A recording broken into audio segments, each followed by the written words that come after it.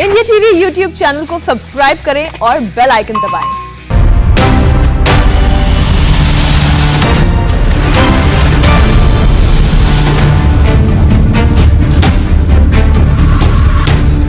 नमस्कार, आप देख रहे हैं इंडिया टीवी। आपके साथ मैं हूं मीनाक्षी जोशी और अब वक्त हो चुका है सबसे बड़े इलेक्शन शो का। अब की बार किसकी सरकार? हमारी नजर उत्तर प्रदेश, पंजाब और उत्तराखंड की उन खबरों पर रहेगी जिसका डायरेक्ट असर होगा 2022 के दंगल पर। तो बिना देर किए आज की 3 बड़ी खबरें कौन सी है उस पर आइए एक नजर डालते हैं। आज की 3 बड़ी खबरें जिन राज्यों से आ रही है और आज की पहली बड़ी खबर उत्तर प्रदेश से, जहां अखिलेश यादव की साइकिल पर अब डॉन का भाई सवार होगा। जी हां, मुख्तार अंसारी के बड़े भाई सिकबतुल्लाह अंसारी इस वक्त समाजवादी पार्टी के लखनऊ दफ्तर में मौजूद हैं। थोड़ी ही देर में वो समाजवादी पार्टी का दामन थाम लेंगे। अंसारी के साथ पूर्व मंत्री अंबिका चौधरी भी समाजवादी पार्टी में वापसी कर रहे हैं। इस पर आपको पूरी डिटेल देंगे। आज की दूसरी बड़ी खबर पर भी आइए एक नजर डालते हैं। दूसरी बड़ी खबर नाम की सियासत से जुड़ी हुई है, क्योंकि नाम की सियासत का सीधा कनेक्शन वोट की सियासत से है और शहरों के नाम बदलकर वोट बैंक सेट करने का दांव खेला जा रहा है। सुल्तानपुर का नाम भगवान राम के पुत्र कुश के नाम पर कुशब भवनपुर करने वाले हैं और इसकी तैयारी हो चुकी है। पिछले 2 महीनों में 4 शहरों के नाम बदलने की सिफारिश भी योगी सरकार को मिल चुकी है। इस पर भी पूरी डिटेल आपको देंगे। और आज की तीसरी बड़ी खबर पंजाब से है, जहां पर सिद्धू को लेकर घमासान खत्म होने का नाम नहीं ले रहा है।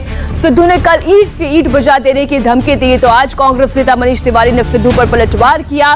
कैप्टन वर्सेस सिद्धू की जंग के बीच पंजाब प्रभारी हरीश रावत ने भी राहुल गांधी से मुलाकात की है। इसकी इनसाइड स्टोरी भी हम आपके सामने रखेंगे। लेकिन इलेक्शन शो की आज की पहली बड़ी खबर, क्योंकि उत्तर प्रदेश से इसलिए सबसे पहले जिक्र उसी का। वोट अहम है, फिर चाहे वो माफिया से ही क्यों ना आ रहा हो, लेकिन वोट जरूरी है जीतने के लिए, चाहे जो करना पड़ जाए। 2022 की जंग में अखिलेश यादव अब खुलकर सामने आ गए हैं। अखिलेश यादव ने मुख्तार अंसारी के भाई सिकबतुल्लाह अंसारी को अपनी पार्टी में शामिल कर लिया है। जी हां, ये तस्वीर आप देख रहे हैं समाजवादी पार्टी का जो लखनऊ स्थित दफ्तर है, वहां की ये तस्वीर आप देख रहे हैं। समाजवादी पार्टी के मुखिया अखिलेश यादव नजर आ रहे हैं, सिकबतुल्लाह अंसारी नजर आ रहे हैं। इसके अलावा वो नेता जिन्होंने समाजवादी पार्टी का दामन छोड़कर बीएसपी ज्वाइन कर ली थी, उन्होंने एक बार फिर से समाजवादी पार्टी का दामन थाम लिया है। इस दौरान समाजवादी पार्टी प्रमुख अखिलेश यादव ने योगी सरकार पर भी अटैक किया और सिकबतुल्लाह अंसारी के पार्टी में शामिल होने पर उनका स्वागत किया। आप सुनिए अखिलेश यादव ने क्या कहा। कोरोना और कोविड के नाम पर जो मदद होनी चाहिए थी, जब सबसे ज्यादा मदद की जरूरत थी, तब गरीब जनता को अनाज छोड़ दिया भारतीय जनता पार्टी की सरकार ने। लोग भागते रहे दवाई के लिए, अपनी तकलीफ को कैसे कम करें इसके लिए, लेकिन सरकार ने कोई मदद नहीं की। और जिस तरीके से अन्याय हो रहा है, कोई कल्पना नहीं कर सकता है कि उत्तर प्रदेश में इस तरह का भी राज आ जाएगा। हत्याएं, लूट, अपहरण और मुख्यमंत्री के खुद जिले में सबसे ज्यादा घटनाएं हो रही हैं। जब जब मुख्यमंत्री जी अपने जिले में जाते हैं, वापस लौट के आते हैं, कोई ना कोई बड़ी घटना हो जाती है। न जाने कितनी ऐसी घटनाएं हैं जिसमें कोई सरकार कार्रवाई नहीं कर पाई। इसलिए मुझे खुशी है, आने वाले समय में उत्तर प्रदेश की जनता परिवर्तन चाहती है, उत्तर प्रदेश की जनता बदलाव चाहती है, उत्तर प्रदेश की जनता विकास के रास्ते पे चलना चाहती है, खुशहाली के रास्ते पे चलना। हम आपको भरोसा दिलाते हैं, आपके जुड़ जाने से समाजवादी पार्टी को और ताकत मिलेगी और मजबूती मिलेगी। एक बार फिर आए हुए सभी लोगों का मैं बहुत बहुत स्वागत करता हूं, बहुत बहुत बधाई देता हूं कि आप सब लोगों ने समाजवादी पार्टी की सदस्यता ली। अब इन तस्वीरों के बाद सवाल यह भी है कि क्या अखिलेश यादव को माफिया पसंद है? मुख्तार के भाई सिकबतुल्लाह अंसारी ने आज समाजवादी पार्टी ज्वाइन कर लिया। ये कुछ ग्राफिक्स आपके सामने रखते हैं और कुछ अहम सवाल उठाते हैं। अखिलेश यादव को माफिया पसंद, हम ये क्यों कह रहे हैं? मुख्तार के भाई सिकबतुल्लाह अंसारी को समाजवादी पार्टी ज्वाइन करा ली गई। 2016 में अंसारी बंधुओं को अखिलेश यादव ने ही विरोध किया था। अब आप देखिए वोट के लिए क्या क्या होता है। अंसारी की कौमी एकता दल की अगर हम बात करें तो समाजवादी पार्टी में विलय नहीं होने दिया था। अखिलेश यादव ने कहा था माफिया से कोई समझौता नहीं करूंगा। लेकिन सुर कैसे बदल गए, कैसे पलट गए अखिलेश यादव खुद अपने दिए गए बयान से, वो आज तस्वीर आपने देख ली। अखिलेश यादव के लिए मुख्तार कितना जरूरी है, अब आपको ये भी हम समझाते हैं। मुख्तार अंसारी का पूर्वांचल में एक अच्छा खासा रुबाब है, एक अच्छा खासा प्रभाव है, जिससे कोई इनकार नहीं कर सकता है। इसके अलावा आप देखिए गाजीपुर, मऊ, आजमगढ़, जौनपुर, वाराणसी में भी मुख्तार अंसारी का कुछ प्रभाव है। मुस्लिम बाहुल्य सीटों पर मुख्तार परिवार असर डालता है। पूर्वांचल की 15 से 20 सीटें ऐसी हैं जिस पर मुख्तार अंसारी का प्रभाव है और मुख्तार के साथ आने में यादव और मुस्लिम गठजोड़ को ताकत मिलती है। इसलिए अखिलेश यादव के लिए एकाएक महत्वपूर्ण हो गए हैं मुख्तार अंसारी और उनके भाई सिकबतुल्ला अंसारी। और इस वक्त हमारे साथ रुचि हमारी सहयोगी जुड़ गई हैं इस खबर पर। रुचि, अखिलेश ने अभी कहा वो उत्तर प्रदेश में परिवर्तन चाहते हैं, क्या माफिया के भाई को अपनी पार्टी में शामिल करके ये परिवर्तन की उम्मीद कर रहे हैं? ठीक है, सर सिकबतुल्ला अंसारी का जहाँ तक सवाल है, वो 2007 में भी समाजवादी पार्टी से गाजीपुर के विधायक रह चुके हैं और उसके बाद 2012 में कौमी एकता दल से वो विधायक चुने गए थे और फिर 17 में बीएसपी के टिकट से मैदान में उतरे थे। हार का सामना करना पड़ा। जहाँ तक माफिया के सवाल है, आपको अगर मीनाक्षी याद हो कि 2016 में जो यादव परिवार में झगड़ा शुरू हुआ था, वो मुख्तार अंसारी की कौमी एकता दल को सत्ता में विलय कर दिया था समाजवादी पार्टी में शिवपाल यादव ने। उसी को लेके अखिलेश यादव नाराज हुए थे और चाचा के खिलाफ खुलकर सामने आ गए थे। बाद में वो विलय कैंसिल किया गया था। तो जो झगड़ा था परिवार में, खानदान में, वो इसी से शुरू हुआ था। लेकिन अब उनके भाई को आज शामिल कराया। हालांकि ये कहा जाता है कि जो मुख्तार के भाई हैं जिनको सपा में शामिल कराया गया सिकबतुल्ला अंसारी, उनका कोई आपराधिक इतिहास नहीं है, लेकिन वो मुख्तार अंसारी के भाई हैं।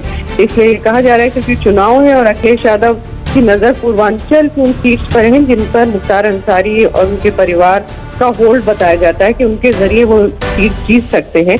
उसको देखते हुए ये इनको शामिल कराया गया। और अंबिका चौधरी का जहाँ तक सवाल है, वो पुराने सपाई रहे हैं, मुलायम सिंह के नजदीकी रहे हैं, उनको दोबारा से पार्टी में शामिल कराया गया है। मीनाक्षी जी, अखिलेश ने अभी ये भी कहा कि वो उत्तर प्रदेश के अंदर परिवर्तन चाहते हैं। क्या माफिया के भाई को अपनी पार्टी में शामिल करा के वाकई वो कोई परिवर्तन ला पाएंगे? देखिए, ऐसा है कि कहा जाता है कि राजनीति में सब कुछ जायज होता है। जो भी पार्टीज होती हैं वो माफिया बताती हैं। आप मायावती को भी आपने देखा होगा, पहले वो मुख्तार अंसारी को बड़ा गुंडा बताती थी और फिर मुख्तार अंसारी के दोनों भाई को उन्होंने एक प्रेस कॉन्फ्रेंस करके सामने शामिल कराया था। पहले मुख्तार अंसारी को भी अपनी पार्टी में शामिल कराया था और कहा था कि अब उनका हृदय परिवर्तन हो जाएगा। तो चुनाव जीतने के लिए अखिलेश यादव जो एक बार कहते रहे, देखिए रुचि, अब अंसारी बंधुओं का हृदय परिवर्तन हो ना हो, लेकिन अखिलेश यादव का हृदय परिवर्तन तो अंसारी बंधुओं के लिए हो चुका है और वो तस्वीरें इस वक्त दर्शक भी देख रहे हैं। शुक्रिया पूरी जानकारी के लिए रुचि आपका। और उत्तर प्रदेश में जैसे जैसे विधानसभा चुनाव नजदीक आ रहे हैं, एक बार फिर नाम बदलने की सियासत भी जोर पकड़ रही है। योगी सरकार अब सुल्तानपुर जिले का नाम बदलकर कुश भवनपुर करने की तैयारी कर रही है।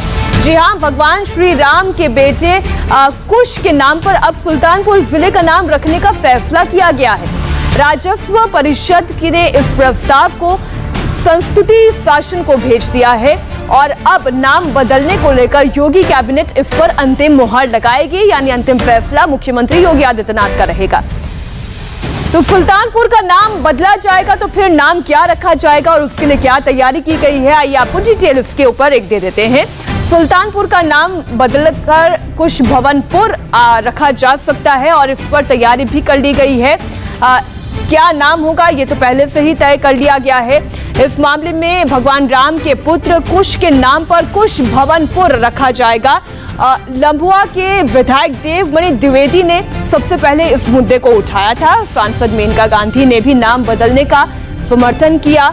राजस्व परिषद के नाम बदलने का प्रस्ताव इसे भेज भी दिया गया है और नाम बदलने पर आखिरी फैसला योगी कैबिनेट करेगी। कुश भवनपुर का इतिहास क्या है, इसे समझना जरूरी है, क्योंकि अगर नाम बदलने की सियासत हो रही है तो उसके पीछे इसका एक इतिहास भी है। भगवान राम के पुत्र कुश से जुड़ा हुआ है इसका इतिहास।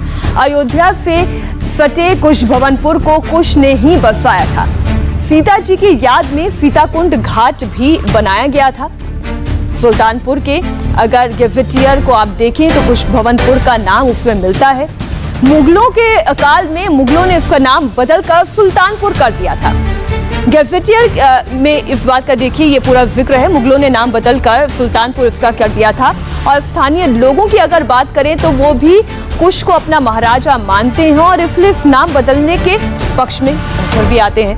नाम बदलने को लेकर लेकिन विपक्षी योगी सरकार पर लगातार वार करते आए हैं और अब भी कर रहे हैं। इस पर बीजेपी ने क्या कहा है वो आप देखिए। इनके पास विकास का कोई ढांचा तो है नहीं, कोई मॉडल है नहीं।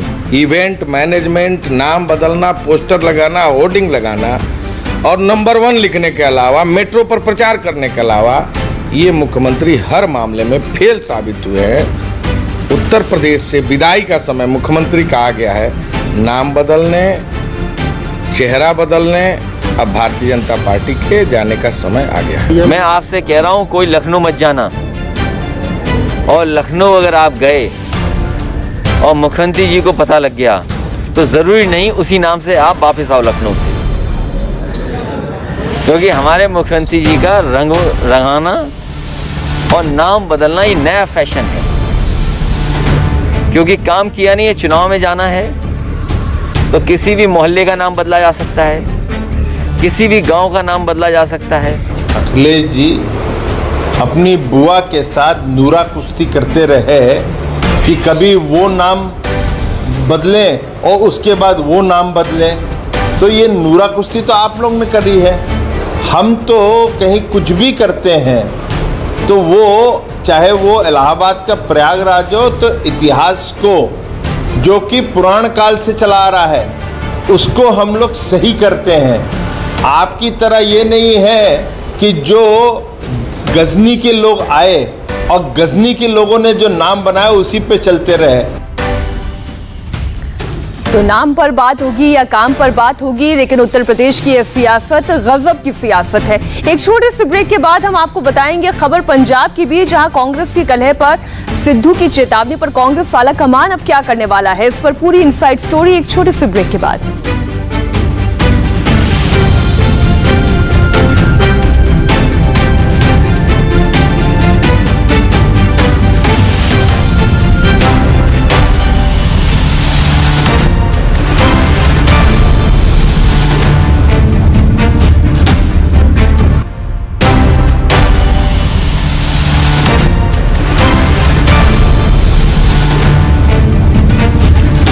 के बाद एक बार फिर आपका स्वागत है। आप देख रहे हैं अब की बार किसकी सरकार, और अब बात होगी पंजाब की। पंजाब कांग्रेस में मचे घमासान की। जी हां, कैप्टन बनाम सिद्धू के जंग पर बड़ी खबर आ रही है दिल्ली से। पंजाब कांग्रेस के प्रभारी हरीश रावत ने राहुल गांधी को रिपोर्ट सौंप दी है। हरीश रावत पिछले 1 घंटे से राहुल गांधी के आवास पर ही हैं। इससे पहले हरीश रावत ये ऐलान कर चुके हैं कि पंजाब में अगला चुनाव अमरिंदर सिंह के नेतृत्व में ही लड़ा जाएगा, जिसके बाद सिद्धू ने आला कमान को चैलेंज करते हुए कहा था कि वो ईंट से ईंट बजा देंगे। हमारे साथ संवाददाता पवन नारा इस खबर पर जुड़ गए हैं। पवन, ईंट से ईंट बजा देने वाला नारा आखिर किसके गले के फांस बन गया है, हरीश रावत के या कैप्टन अमरिंदर के? जी बिल्कुल, अगर देखा जाए तो ये विवाद खत्म होने का नाम नहीं ले रहा है। आज जब हरीश रावत राहुल गांधी से मुलाकात के लिए पहुंचे हैं, इससे पहले 4 कैबिनेट मंत्री पंजाब के देहरादून में उनसे मुलाकात की थी।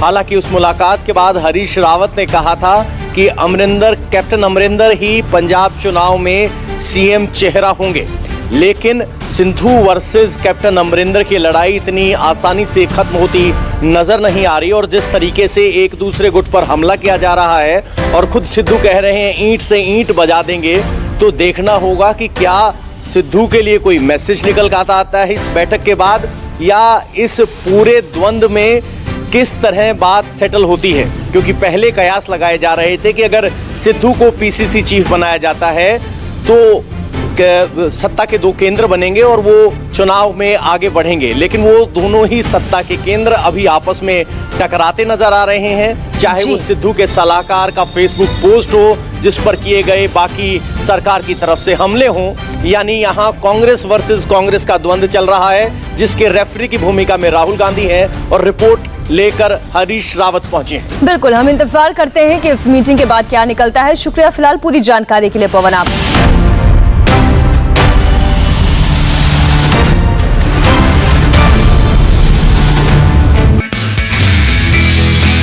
नमस्ते, मैं हूं मीनाक्षी जोशी। वीडियो और खबरों से अपडेट रहने के लिए India TV YouTube channel subscribe करें, बेल आइकन दबाना ना भूलें। जुड़े रहें इंडिया टीवी के साथ।